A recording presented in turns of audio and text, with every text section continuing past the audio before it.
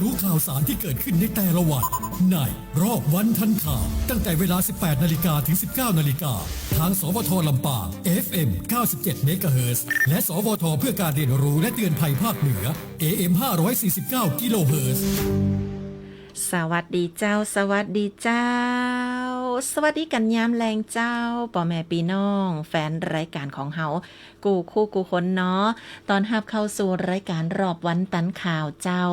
วันพัดตี26มิถุนายน2568สร้างพลังไทยยุดภัยยาเสพติดเจ้าวันนี้วันสำคัญวันต่อต้านยาเสพติดโลกนะปะกัน26มิถุนายนเนาะปะกันกับเสียงเพลงมวลๆนะเจ้าตอนรับเข้าสู่รายการข่าวสารวันนี้หลายเรื่องที่น่าสนใจนะเจ้าอยู่ด้วยกันกับน้องยุ้ยกาญจนาฟูปิงเจ้ารอบวันตันข่าวเนาะวันนี้ออกอากาศกูกัน2ระบบเจ้าต่าง FM 97 เมกะเฮิรตซ์สถานีวิทยุกระจายเสียงแห่งประเทศไทยจังหวัดลำปางและรวมไปถึงตีสถานีวิทยุกระจายเสียงแห่งประเทศไทยเพื่อการเฮียนหู้และเตือนภัยภาคเหนือนะเจ้าหรือว่าสวทเตือนภัยภาคเหนือเนาะ AM 549 กิโลเฮิรตซ์นะเจ้าสำหรับท่านใดที่ฟังอยู่และอยากจะโทรไปเนาะห่วมกิจกรรมแจกเสื้อแฟนคลับของสวทเตือนภัยภาคเหนือโทรไปได้ที่ห้องส่ง AM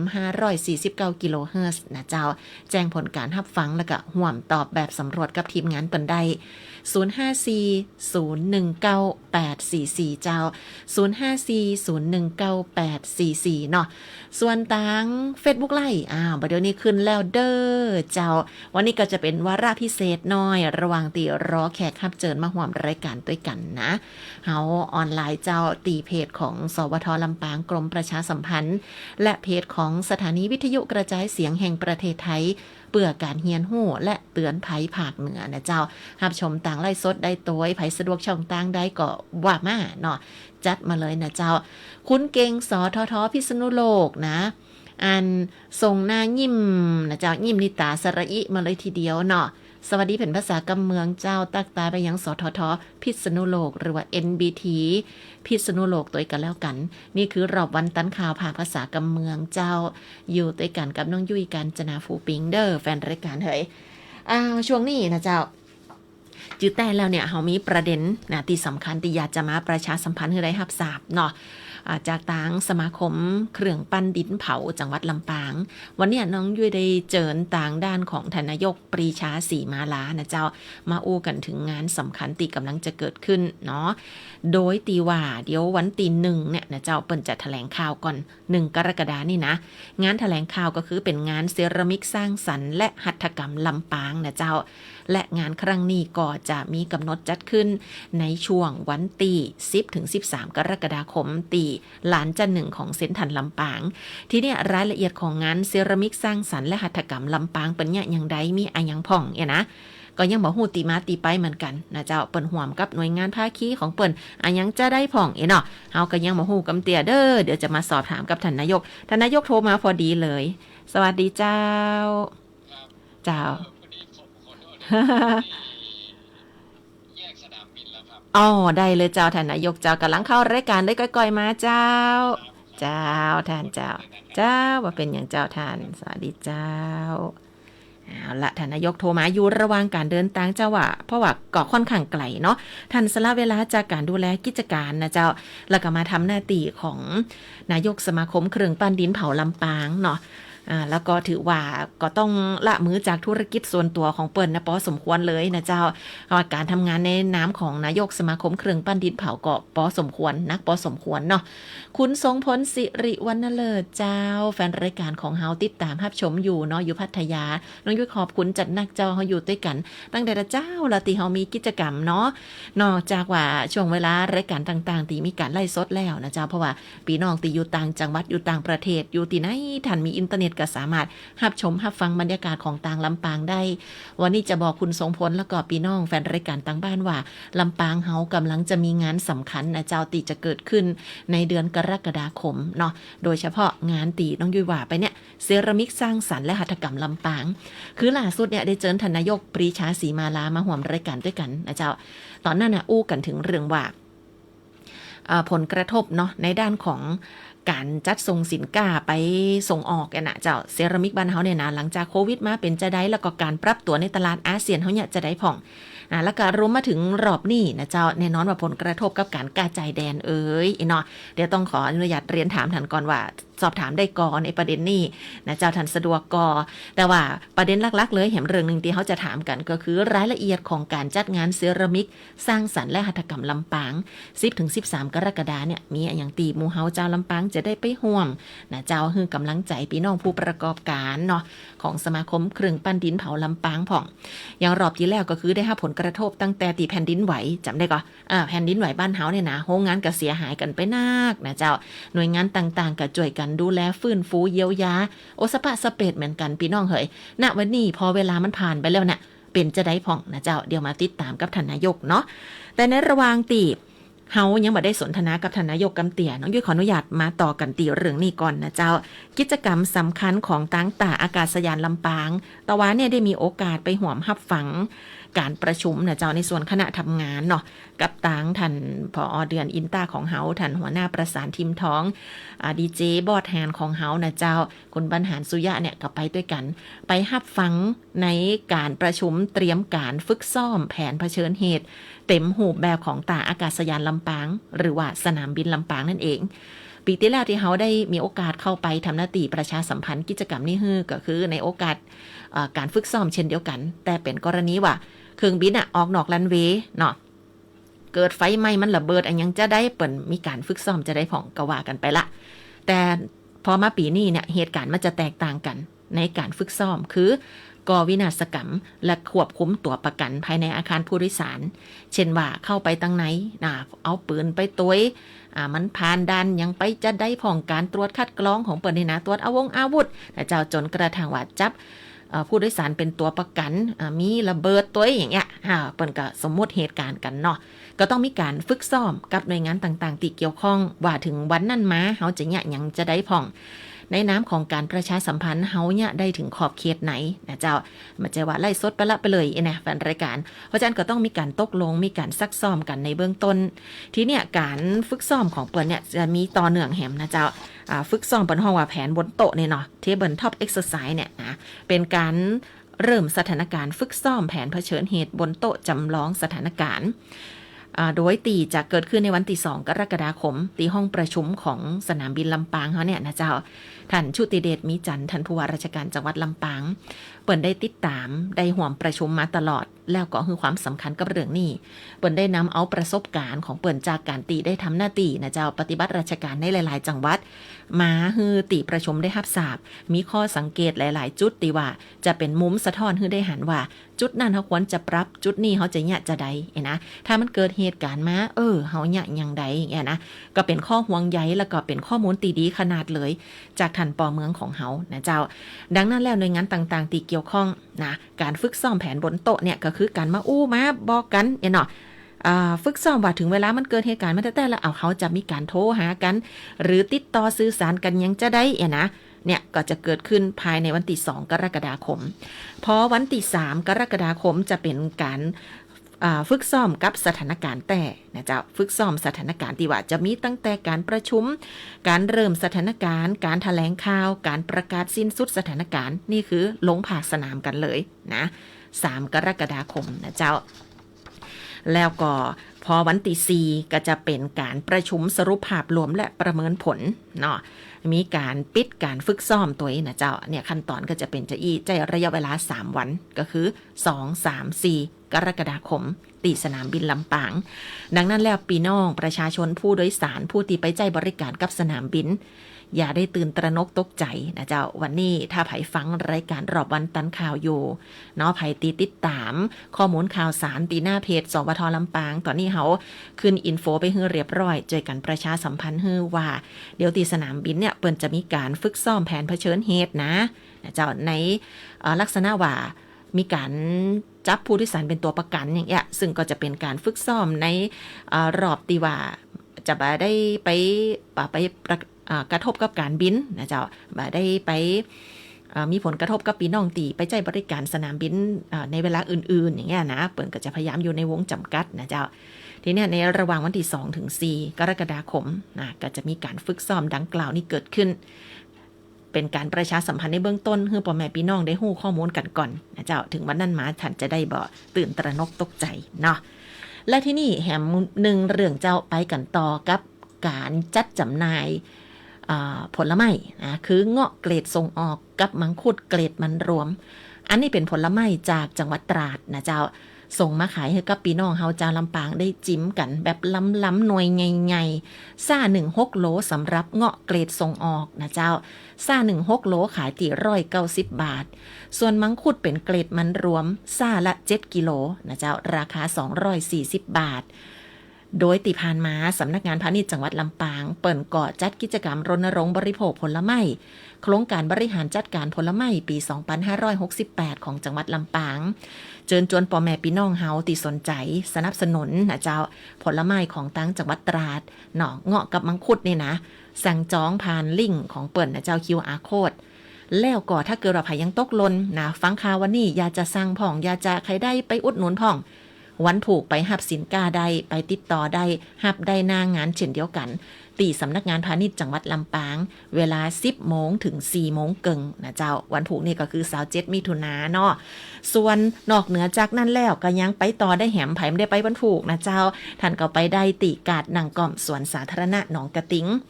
ในวันที่28กับ29 มิถุนายนนะเจ้าก็คือวันเสาร์วันอาทิตย์นี่8 โมงเจ้าถึงบ่าย 2นะช่วยกันอุดหนุนเจ้าส่วนบ้านเฮาก็ยังมีผลไม้อื่นๆแหมติจะกำลังเปิดจำหน่ายกันเนาะมีแผนว่าจะเปิดจุดจำหน่ายเชื่อมโยงสินค้าเกษตรและชุมชนตีหน้าห้างแมคโครนะเจ้าวันที่2ถึง4กรกฎาคมอันนี้เฮาประชาสัมพันธ์ไว้คือก่อนล่วงหน้าเลยพี่น้องจะได้ปะกับสินค้าคุณภาพจากเกษตรกรและผู้ผลิตในชุมชนพักผลไม้สดอาหารแปรรูปและก็ของดีปื้นบ้านหลายรายการเจ้ามาช่วยกันกระตุ้นเศรษฐกิจบ้านเฮาโดยเฉพาะผลไม้เนาะบ่ว่าจะเป็นสินค้าเด่นก็คือส้มเกลี้ยงนะเจ้าติได้รับ GI แล้วก็บักขนัดนะเจ้าบะม่วงมหาชนกเนาะข้าวออร์แกนิกผลผลิตตั้งการเกษตรผักปลอดสารสมุนไพรไก่ดำและสินค้าชุมชนอื่นๆนะเจ้าในงานมีแจกคูปองเงินสดรุ่นรางวัลอย่างกันส่งเสริมการขายสปะสเปดพี่น้องเจ้าเดี๋ยวแหนไว้เลยกาปฏิทินไว้2-4 กรกฎาคมตีห้างสรรพสินค้าแมคโครลำปางโครงการดีๆจากสำนักงานพาณิชย์จังหวัดลำปางนะเจ้าและช่วงเวลานี้เราวันตันข่าวเนาะเดี๋ยวจะขออนุญาตพักกันกั๊มหนึ่งเจ้าเปื่อตีว่าช่วงหน้าเราจะได้เปิดห้องทรงนะตอนรับท่านนายกสมาคมเครื่องปั้นดินเผาลำปางของเฮานะเจ้ามาอู้กันถึงเรื่องงานเซรามิกสร้างสรรค์และหัตถกรรมลำปางนะเจ้ากับรอบวันตันข่าวเจ้ารับรู้ข่าวสารที่เกิดขึ้นในแต่ละวันในรอบวันทันข่าวตั้งแต่เวลา 18 นาฬิกาถึง 19 นาฬิกาทางสวทลำปาง FM 97 เมกะเฮิรตซ์และสวทเพื่อการเรียนรู้และเตือนภัยภาคเหนือ AM 549 กิโลเฮิรตซ์ รณรงค์ให้ข้าราชการและเจ้าหน้าที่รัฐงดรับหรืองดให้สินบนงดใช้ของหลวงเพื่อประโยชน์ส่วนตนงดใช้เส้นสายหรือกรณีพิเศษใดๆซึ่งเป็นบ่อกเกิดของความไม่เท่าเทียมกันในสังคมหากได้รับคำสั่งใดที่ไม่ชอบด้วยกฎหมายปรึกษาได้ที่สำนักงานปปชประจำจังหวัดลดละเลิกจุดพฤติกรรมที่ไม่สุจริตกันเถอะครับไม่งั้นจะเกษียณอย่างไม่เกษมมาร่วมกันสร้างค่านิยมใหม่ประเทศไทยไร้สินบนปรารถนาดีจากสำนักงานประชาสัมพันธ์ที่ 3 กรมประชาสัมพันธ์กำลังฟังสถานีวิทยุกระจายเสียงแห่งประเทศไทยจังหวัดลำปาง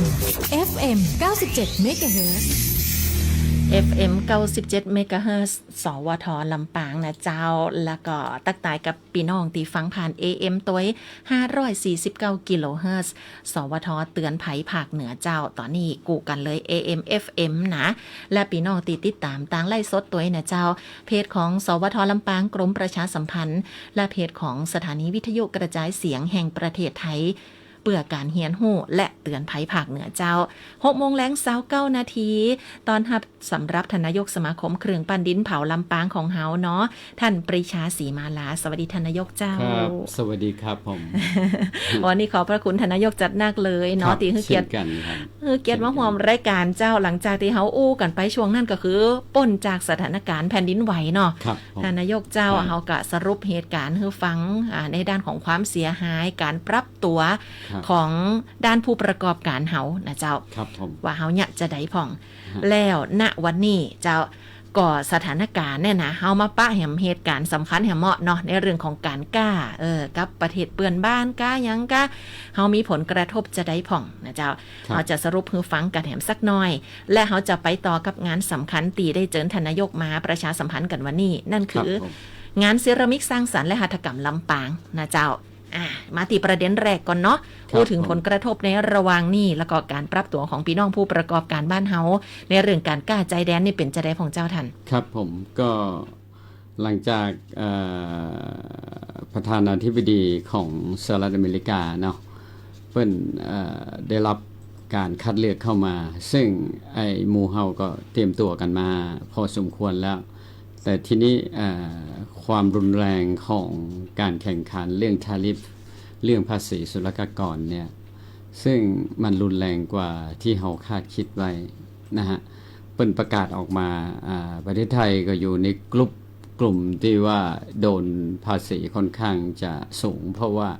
สาเหตุเพราะว่าเราส่งออกไปอเมริกาค่อนข้างเยอะนะฮะเป็นเปอร์เซ็นต์ค่อนข้างสูง แต่สินค้าเซรามิกในจังหวัดลำปางเราเนี่ยเมื่อเปรียบเทียบกับการส่งออกเนี่ยเมื่อเปรียบเทียบกับยุโรปเนี่ยเราส่งไปอเมริกาเนี่ยค่อนข้างน้อย จ้า ก็อยู่ที่ประมาณสัก20% 80% เราจะส่งไปทางยุโรปแล้วก็ประเทศต่างๆ กลุ่มตะวันออกกลางบ้าง และส่วนใหญ่จะไปยุโรปเนาะ เจ้า เพราะฉะนั้นผลกระทบทางตรงเลยกับของสินค้าเซรามิกเนี่ยของทาริฟของประธานาธิบดีทรัมป์เนี่ยไม่ได้ส่งผลกระทบโดยตรงนะฮะก็เพราะว่า 20% เนาะแต่ผลกระทบทางอ้อมมันค่อนข้างเยอะ เจ้า ก็หนึ่งเรื่องของสินค้าทดแทนสินค้าที่เปิ้นเข้าอเมริกาบ่ได้เนี่ยก็คือประเทศจีน โอ้ ซึ่งเป็นผลิตสินค้าเซรามิกส่งออกส่วนใหญ่เนี่ยตลาดหลักเปิ้นอยู่ที่อเมริกา เจ้า พอเปิ้นได้รับผลกระทบอเมริกาเปิ้นก็ตั้งภาษีแล้วก็เปิ้นกำลังเจรจากันอยู่พอเปิ้นเข้ามาได้อเมริกาตลาดใหญ่แต่เปิ้นผลิตทุกวัน เจ้า และโรงงานเปิ้นผลิตโรงงานเปิ้นเนี่ยผลิตมันเยอะกว่าโรงงานเราค่อนข้างเป็น100 เท่า100 เท่า200 เท่า จ้า แต่ละโรงงานนะฮะเพราะงั้นproduct มันก็เมื่อไปอเมริกาไม่ได้ฮะมันก็ต้องหาทางไป เพราะว่าผู้ประกอบการเนี่ยบ่สามารถจะแบกรับสต็อกแบกรับภาวะที่ว่าขายสินค้าไปที่หนึ่งไปได้เนี่ยมันต้องถ่ายโอนไปที่หนึ่งก็แน่นอนแล้วครับประเทศไทยกลุ่มอาเซียนนะฮะประเทศลาวเวียดนามพม่าและไทยจะได้รับผลกระทบเยอะที่สุดในการที่ว่าสินค้าจีนบอกว่าสินค้า SME สินค้าอย่างต่างๆรวมทั้งเซรามิกด้วยนะฮะ เจ้า เปิ้นก็หันเหเข้ามาสู่ประเทศเฮาแล้วก็หนึ่งเนี่ยอย่างที่ผมว่าเนี่ยเปิ้นผลิตด้วยจำนวนเยอะเปิ้นเป็น mass production เปิ้น economic of scale คือเปิ้นได้ขนาดในการผลิตที่ลงตัวกับต้นทุนเปิ้นเพราะฉะนั้นละจำนวนชิ้นเปิ้นเยอะมากนะฮะ เพราะคนอเมริกาเนี่ยบริโภคของพวกเนี้ยเยอะ เจ้า เปิ้นก็เลยส่งไปเยอะแต่เมืองไทยเนี่ยมาเนี่ยคือเป็นส่วนน้อยแต่มันก็เป็นส่วนเยอะของเฮาครับเพราะฉะนั้นเนี่ยสินค้าที่เข้ามาเนี่ยก็ต้องมีการแข่งขันกัน เพราะว่าบัดเดียวเนี่ยผู้บริโภคเนี่ยแทบจะดูบ่ออกแล้วว่าอันไหนเป็นสินค้าจากเมืองจีนอันไหนเป็นสินค้าจากเมืองไทยเนาะเพราะว่ามันบ่ได้มีสแตมป์บ่ได้มีอย่าง เจ้า มันก็สินค้าโดยรวมมันก็ภาพรวมเซรามิกมันก็คล้ายๆกันนะฮะก็อันนี้เป็นสิ่งที่ทางสมาคมก็ยังนักใจและเป็นห่วง กับกลุ่มสมาชิกผู้ประกอบการและก็กลุ่ม SME เฮา เจ้า ก็คือทางเซรามิกตัวและทางกลุ่ม SME อื่นๆด้วยนะฮะครับที่ว่าได้ผลกระทบ เจ้า ครับก็20%ที่เราส่งออกเปิ้นเนี่ยตอนเนี้ยออเดอร์ก็โฮไว้อยู่ ก็เพราะว่ารอข้อสรุปว่าตกลงภาษีเป็นเท่าใดนะฮะคำสั่งซื้อหรือว่าอย่างกันต่างๆมันถึงจะเคลียร์ชัดว่า เจ้า เรารับได้ก็ภาษีเท่านี้แล้วเราราคาเดิมเนี่ยเราส่งได้ก็ถ้าเราบ่ส่งบ่ได้เราต้องมาต่อรองกันยังไงอย่างเงี้ยเพราะตอนนี้กิจกรรมที่ส่งไปเนี่ยที่ได้รับผลกระทบโดยตรงเนี่ยมันก็จะถูกโฮไว้ถูกถือไว้ถูกดึงไว้ก่อนยังบ่คุยฮะ เจ้า เพราะงั้นสถานการณ์มันก็เงียบเพราะโรงงานต้องกินต้องใช้คนงานก็ต้องมี แม่นเจ้า ข้อที่1เราก็หาตลาดใหม่ๆที่ว่าเราจะไปสู่ยุโรปตะวันออกอะไรพวกนี้นะฮะแต่ตอนเนี้ยมันมีสงครามภาวะสงคราม เจ้า ที่เข้ามาเสริมปกติในอิสราเอลกับกลุ่มฮามาสกับกลุ่มอะไรต่างๆก่อการร้ายต่างๆที่เป็นตัวแทนเนาะ เจ้า เขาเรียกว่าสงครามตัวแทน แต่ตอนเนี้ยเปิ้นสู้กันโดยตรงมันก็ได้รับผลกระทบละตอนนี้พลังงานขึ้นละเรื่องน้ำมันเรื่องแก๊ส ขึ้นติ๊กๆเนาะ ครับขึ้นแล้วฮะแล้วก็ถ้ามีการปิดช่องแคบที่ว่าฮามูสซึ่งเป็นช่องแคบที่ว่าใช้ระยะเวลาในการลัดการส่งสินค้าจากยุโรปมาเอเชีย หรือว่าตะวันออกกลางอย่างมื้อเนี่ยมันก็จะเป็นกระทบเรือมันก็ต้องอ้อมเพราะงั้นต้นทุนสินค้าก็ต้องสูงขึ้นอย่างมื้อนี้เพราะฉะนั้นการแข่งขันณปัจจุบันนี้มันก็รุนแรงอยู่ละนะฮะก็อันนี้ก็คือสมาชิกของสมาคมก็ได้รับผลกระทบโดยตรงอย่างนี้ เจ้า นะฮะ นั่นล่ะอย่างรอบที่แล้วเขาก็มาอู้กันว่าแนวทางในการส่งออกเขาต้องปรับตัวจะได้เนาะ ครับ สินค้าประเภทสินค้าคุณภาพอย่างเงี้ยนะครับ เนี่ยเจ้า ครับก็หนึ่งเนี่ยเราก็ต้องปรับเปลี่ยนสินค้าแม่สินค้าที่ว่าทำปริมาณเยอะๆแล้วก็สู้ตลาดกระเปิ้ลเนี่ยก็คือถ้าโรงงานไหนมีความสามารถเขาก็ส่งเสริมให้เปิ้ลทำนะฮะให้เปิ้ลทำต่อสู้กัน แต่โรงงานไหนดูแลบ่ไหวเนี่ยมันก็ต้องมาเปลี่ยนแนวเป็นลักษณะสินค้าที่มันเป็นหัตถกรรมเป็นอาร์ตเป็นแนวของหัตถศิลป์ไปเพราะว่าศิลปินของลำปางที่รังสรรค์งานศิลปิกหรืองานศิลปะเนี่ยค่อนข้างมีเยอะ แม่นเจ้า ครับแล้วก็เขาก็อาจจะปรับตัวเข้ามาตรงจุดนี้ให้เป็นสินค้าเป็นอัตลักษณ์ของลำปางมากขึ้น แล้วก็ขายไม่ต้องไปชนไผ่เพราะว่ามันเป็นความคิดมันเป็นอาร์ตมันเป็นอัตลักษณ์ของล้านนาของลำปางเฮาเนาะอันนี้จะทำให้ value หรือว่ามูลค่าของสินค้าเนี่ยมันสูงขึ้นไปตัวได้ขณะที่เราเหนื่อยน้อยลงเราไม่ต้องทำเยอะอย่างวันเนี้ยก็มีแนวทางส่งเสริมนะฮะเจ้าก็จะเป็นแหมหนึ่งหูแบบที่เขาต้องมีการปรับตัวเนาะในการออกแบบหรือว่าการผลิตสินค้าเพื่อการส่งออกจะอีนะเจ้าแล้วก็น่าจะมีส่วนที่จะเป็นตีม้าของการจัดงานที่จะเกิดขึ้นเนาะเจ้าทนายกในวันที่10ถึง13กรกฎาคมเฮาเข้าสู่ประเด็นเรื่องของงานเซรามิกสร้างสรรค์และหัตถกรรมลำปางเจ้ากำว่าเซรามิกสร้างสรรค์และหัตถกรรมลำปางถ้ามีภาษาอังกฤษเนี่ยเพิ่นจะบอกตัวว่างานคราฟเนาะนั่นหมายความว่าเซรามิกของเฮาเนี่ยจะต้องมีข้อตีแตกต่างกับเซรามิกตีอื่นๆนะเจ้าหรือว่าประเทศอื่นๆอยู่ในนี่คือพี่น้องได้ไปติดตามแน่นอนคือตั้งท่านนายกได้เล่าให้ฟังดีกว่าว่าการเริ่มจัดงานเตือนนี้มาเนี่ยเป็นจะได้ของเจ้าครับก็จริงๆเนี่ยก็ขอขอบคุณทางจังหวัดลำปางเจ้าทางกองทุนรอบโรงไฟฟ้าแม่เมาะเจ้าจังหวัดลำปางนะฮะที่ให้งบประมาณมาสนับสนุนการจัดงานเพื่อกระตุ้นเศรษฐกิจไม่ใช่ว่าเซรามิกอย่างเดียวครับเป็นของโอท็อปเป็นของ SME เป็นของไม้เป็นของผ้าเป็นของอาหารเป็นของท่องเที่ยวในนี้คือวัตถุประสงค์ในการจัดงานครั้งนี้เป็นการกระตุ้นหาช่องทางตลาดเพราะว่า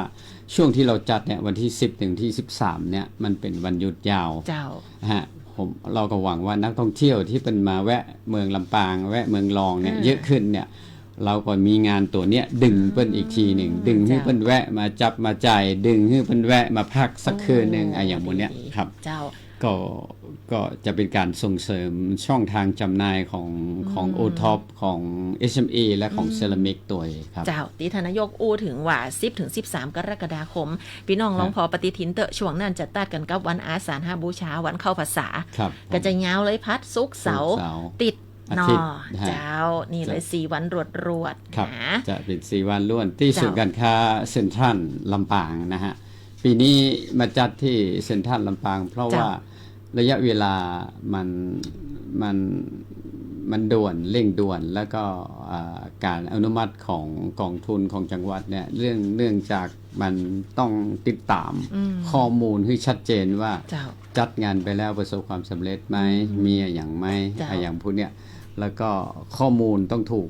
กตรวจสอบต้องถูกมาประเมินว่า จ้ะ ความคุ้มค่าทางเศรษฐกิจหรืออย่างพวกเนี้ย อ๋อ ก็ทำให้ปีเนี้ยเลทไป แต่ก็บ่เป็นอย่างฮะเราก็ได้วันหยุดที่ว่าวันหยุดยาวมา ครับ จ้ะ แล้วก็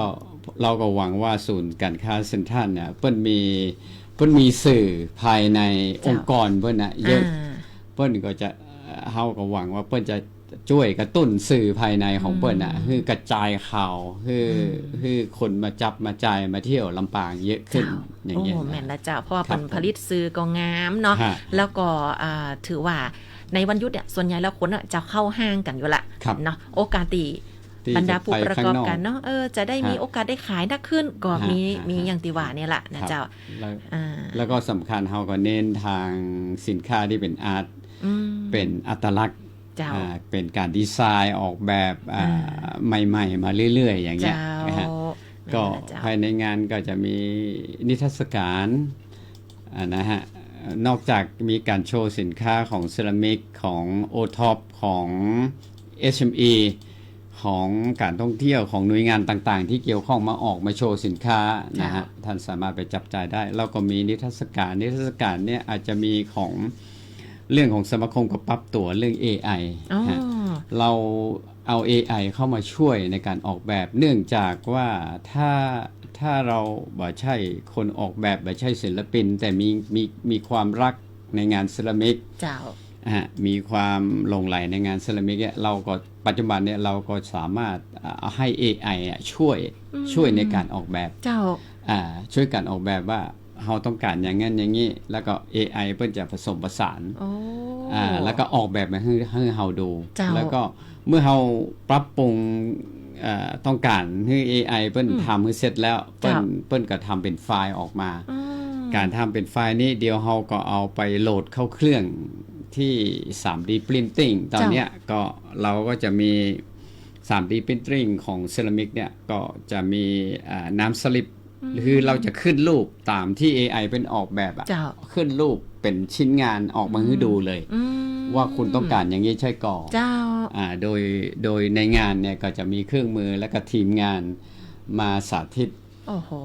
นะฮะในการ นี่ ใช้ AI แล้วก็ใช้เครื่องมือในการประกอบ ซึ่ง เจ้า สมัยก่อนเนี่ยเราต้องอาศัยนักออกแบบ อ่า ที่อันนี้นะฮะแล้วก็การจะขึ้นรูปทีเนี่ยต้องแกะโมนแกะแบบกันใช้มือนะฮะ เจ้า เห็นไหมซึ่งมันช้าตัวแล้วก็มันต้องมีคนต้องมีความชำนาญด้วย แต่ตอนเนี้ย เจ้า AI มาเนี่ยความสามารถของ AI ก็สูง เราก็ใช้ข้อดีของตัวเนี้ยละออนนักศึกษาหรือว่าผู้ที่สนใจ เจ้า ทายาทของโรงงานที่เป็นคนสมัยใหม่ เห็นพ่อแม่แกะแล้วก็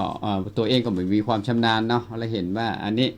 ตอนนี้ก็คือมี AI มาช่วยเราก็บอก AI เลย แล้วก็ไฟล์ตัวนั้นแกะมาแล้วเราสามารถทำเป็นชิ้นงานขึ้นมาเลย โอ้โห ให้ดูเลยว่า เจ้า โอเคก่อนถ้าบอกโอเคก็ไปให้ AI ปรับปรุงอีกนิดอีกหน่อยอย่างเงี้ยแล้วก็เราก็ขึ้นเป็นโมเดลของเซรามิกออกมาให้เลย เจ้า นี่ก็คือนวัตกรรมตีมาเพิ่มความรวดเร็ว ครับ นักยิ่งขึ้นในการผลิตชิ้นงานออกมา ครับ เนาะเจ้าเนาะแต่เขาจะไปพอกันในงานนี่นะว่าเปิดมี ครับ วิธีการเนี่ยจะได้แล้วมันเนี่ยคือผลงานที่ออกมาเนาะมันมีความไว้หรือความงดงามเนี่ยจะได้พอ ใช่ เนาะเจ้าเนาะ ใช่ครับ อ่า ก็เราก็ใช้นวัตกรรมอันนี้เข้ามาช่วย และ เจ้า อีกอย่างหนึ่งเราก็จะมีผลงานที่วันเนี้ย วันที่ 26 ถึงวันที่ 27 เนี่ย สมาคมจัดเรื่องอบรมเรื่องAdvanced Ceramic เกี่ยวกับAdvanced Electro เจ้า Electronic ก็คือเซรามิกของเฮาเนี่ยที่ผมเคยพูดไปละ เจ้า ในลำปางตอนเนี้ยเฮาทั้งหมดทั้งมวลที่เฮาทำน่ะเป็นเซรามิกแบบดั้งเดิม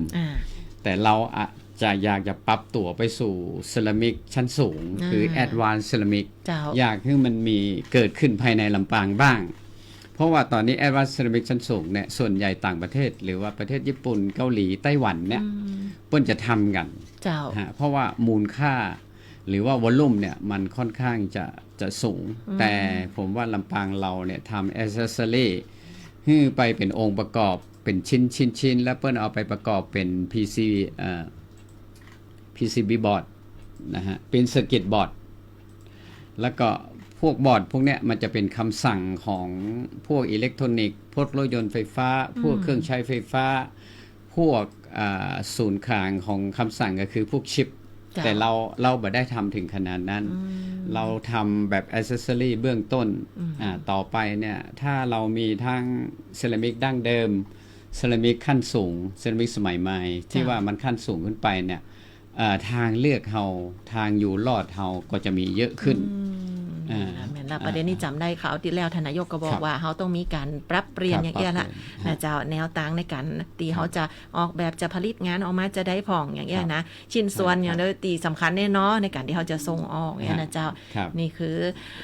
สิ่งหนึ่งที่เขาจะได้ปะกันในงานเตือนนี้ยังบ่หมดเพียงเท่าอี้เนาะทานนายกเจ้ามีอย่างแหมก็จะมีกิจกรรมในงานก็มีกิจกรรมก็เราก็ส่งเสริมเยาวชนเจ้าส่งเสริมกลุ่มแม่บ้านก็จะมีการ cover dance สมมติอันนี้ยกตัวอย่างนะฮะก็เป็นการเอาเยาวชน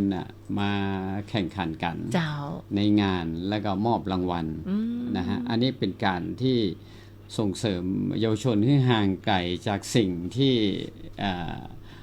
สารเสพติดพ้องหรือว่าสิ่งที่บ่ค่อยดีในสังคมให้เยาวชนไปรวมกลุ่มกันแล้วเรามีเวทีให้เรามีรางวัลให้นะฮะส่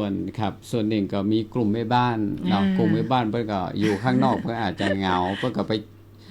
ปเต้นไปอย่างกันมาก็อาจจะมีการประกวดเพราะว่าเนี่ยเป็นการส่งเสริมการออกกำลังกายตัวอย่างเงี้ยครับในงานก็จะมีเพราะว่าเนื่องจากปีนี้งานจัด4วันเฮาก็กระชับกิจกรรมหน่อยนึงนะฮะแล้วก็ของกินของใช้โอท็อปเซรามิกหลากหลายมีในงานนี่เจ้าคือลักษณะงานของเฮาบัดเดียวเนี่ยการจัดงานเซรามิกบ้านเฮาเนี่ยบ่ใจงานเพื่อที่จะเอาเซรามิกตีว่าเอามาขายกันในราคาถูกราคาย่อมเยาต่ออันปัจจัยลักษณะนั้นละเขาจะปรับเปลี่ยนว่าในงานเซรามิกของเขาเซรามิกสร้างสรรค์ตีจะแบบดูอัปเกรดขึ้นมาแหมเนาะเจ้าเนาะคือหันงานใหม่ๆใจนวัตกรรมเข้ามาช่วยในการดีไซน์ก็อย่างก้าอย่างเงี้ยมันก็จะเป็นการเพิ่มมูลค่าเนาะคือกับสินค้าของเฮาตัวเจ้าเพราะว่าส่วนใหญ่งานที่เป็นงานแมสงานนั้นเนี่ยทุกโรงงานก็อาจจะมีหน้าร้านขายหรือว่าไปตั้งหน้าร้านขายริมถนนอยู่แล้วอันนี้เป็นทำกันอยู่แล้วแต่ในงานเนี่ยอาจจะเป็นการส่งเสริมของที่ว่ามีดีไซน์ขึ้นมาเป็นกลุ่มที่มีดีไซน์ขึ้นมาแล้วเราอยากจะแมทชิ่งกับผู้ไบเออร์ผู้ซื้อซึ่งวันหยุดยาวเนี่ยผู้ซื้อเพิ่นจะมาเดินดู คือยอดขายแต่ละวันเนี่ยเราก็หวังประมาณหนึ่งว่าขายได้แต่สิ่งที่เราต้องการคือออเดอร์ต่อเนื่องครับคำสั่งซื้อต่อเนื่องซึ่งเราก็จะมีหน้าฝนเนี่ยเราก็จะมีออเดอร์ไปอย่างยาวๆอย่างเงี้ยหวังว่าทุกโรงงานจะประสบความสำเร็จแล้วก็มีงานทำกันนะฮะปกติหน้าฝนเนี่ยออเดอร์มันจะหายกันหรือว่านี่แต่ถ้าเราสโคปงานว่าเป็นสโคปงานงานที่ทำตามลูกค้าที่เพิ่นต้องการเพิ่นจะไปประดับหั่นประดับนี่แล้วเราก็มีความสามารถในการรับออเดอร์นั้นมาอย่างเงี้ยครับอันนี้คือสิ่งวัตถุประสงค์ครับรวมถึงโอท็อปแล้วก็ SME กลุ่มไม้กลุ่มผ้าเฮาด้วยเนาะ เปิ้นก็จะได้มีที่เปิ้นทำมาเป็นผ้าป้ายผ้าอย่างเอกลักษณ์ของลำปาง เจ้า อุตสาหกรรมไม้ซึ่งตอนนี้ก็เจอวิกฤตเหมือนเดียวกันกับอุตสาหกรรมเซรามิกอย่างหมดเนี้ย เจ้า ก็จะช่วงนี้ก็จะเป็นช่องทางในการที่เปิ้นจำหน่ายสินค้าได้ แล้วก็อาจจะมีหวังว่าจะมีออเดอร์คำสั่งซื้อต่อเนื่องภายในก่อนอย่างเงี้ยครับ เจ้า เอามาช่วยในการวิกฤตตอนนี้ก่อนนะครับ เจ้าเนี่ยกำตีว่าเขาว่าอู้ถึงงานคราบเนี่ยบาใจเฉพาะเซรามิกต่ออัน ครับ แต่ในวงจรของเขานี่เขาพยายามให้กระจายไปหลากหลายสินค้าเนาะ ครับ เพราะฉะนั้นถ้าท่านฟังว่าจื่องานเซรามิกสร้างสรรค์ฟังกับกำนาแล้วท่านอย่าพึงไปนึกถึงเรื่องเซรามิกอย่างเดียว ฮะ มีงานหัตถกรรม มีงาน ห หั ลา ตถกรรม ยอย่างตัวนี่ ใช่ เจ้า ครับ แล้วก็กิจกรรมเสริมนี่โอ้สปาคือเหมาะกับคน ครับ กู่กลุ่มกู่ไว้ ครับ ที่ท่านไป ครับ เดินห้างแล้วท่านก็ไปชอบ ฮะ สินค้าด้วยกันเนาะ ครับฮะ เจ้า ก็คิดว่างานเนี่ยก็คือไปที่เดียวเนาะ เจ้า ได้ทุกอย่าง อืม คือของเซนทรัลเปิ้ลก็มีของเปิ้ลอยู่แล้วเนาะ เจ้า เป็นเรื่องนี้และเราเสริมด้วยพวกเนี้ย อืม ซึ่งทุกคนก็ไปเนี่ยผมก็ว่าจะหวังว่าทุกคนมีความสุขในการจับจ่ายพอหมายถึงว่าอันนี้ก็จับจ่ายกันโดยพอประมาณ เจ้า แล้วก็ทุกคนน่ะต่างความสามารถที่จะช่วยเหลือสนับสนุนกันได้เนาะเพราะเป็นอุตสาหกรรมท้องถิ่น แม่นแล้ว อุตสาหกรรมชุมชนของเฮา เจ้า ครับ และตอนนี้เขาก็มีการเปิดให้พี่น้องหูงานผู้ประกอบการที่สนใจนะครับ เจ้าได้เข้ามาห่วมจำหน่ายสินค้าในงานตัวมันก็เจ้า ครับผม ท่านนายกเจิญจวดได้เลยนะ ครับอยู่ในระหว่างการประกาศเชิญชวนนะฮะเชิญชวนทางพี่น้องกลุ่มโอท็อปตัวนะฮะกลุ่มโอท็อปกลุ่มพี่น้องกลุ่มผ้า เจ้าน นะฮะพี่น้องกลุ่มไม้นะฮะพี่น้องกลุ่มอาหาร อืม ที่เป็นของเด็ดๆที่เป็นอาหารที่ว่าแปรรูปอย่างโมเนี้ยนะฮะก็ที่ทำแล้วขอสมัครเข้ามาร่วมงานได้นะฮะที่ไฟล์ที่เว็บไซต์ของสมาคมให้ลงทะเบียนนะฮะขอท่านลงทะเบียนแล้วเลยเดี๋ยวเราจะจัดพื้นที่ทั้งหมดมี54บูธครับ โอ้ มี นี่เจ้า 54บูธก็หวังว่าจะเป็นทั่วไปสัก20บูธ อ่า 20บูธ25บูธ เจ้า แล้วก็เซรามิกสร้างสรรค์อีกสัก20กว่าบูธและนอกนั้นเป็นนิทรรศการบ้าง เป็นกิจกรรมสาธิตบ้างอย่าง เจ้า นี้ยครับ ก็จะเต็มร้านจันหนึ่งของ ครับ เซ็นทรัลลำปางเขาก็จะมีเวทีติทำการแสดงอย่างตัวเนาะ ครับผมใช่ ก็ แล้ว ต้อง ฮะเวทีการแสดง มีกิจกรรมอันส่งเสริมการขาย ครับ ว่า มี จีนะเจ้า ก็ กิจกรรมส่งเสริมการขายก็มีโดยตลอดแต่ เจ้า เนื่องจากงานจัดกระชั้นชิดแล้วก็เวลาจัดงานน้อยเนาะ เจ้า ก็เดียวก็ฝากความหวังว่าปลายปี เจ้า ที่ว่างานใหญ่เฮาจริง ๆ ที่เฮาไปรวมกันที่ เจ้า ศูนย์ไม้ เจ้า ที่เกาะคา ที่เกาะคา นะฮะ อืม ก็รู้สึกว่าทางจังหวัดเปิ้นก็กรุณาจัดงบประมาณให้ เจ้า แต่อันเนี้ยอยู่ในช่วงของสภาอยู่เนาะ แต่นี่ก็ขอขอบคุณทาง จังหวัดทางหน่วยงานอื่นๆเนี่ย เจ้า องค์กรเอกชนที่เกี่ยวข้องที่เห็น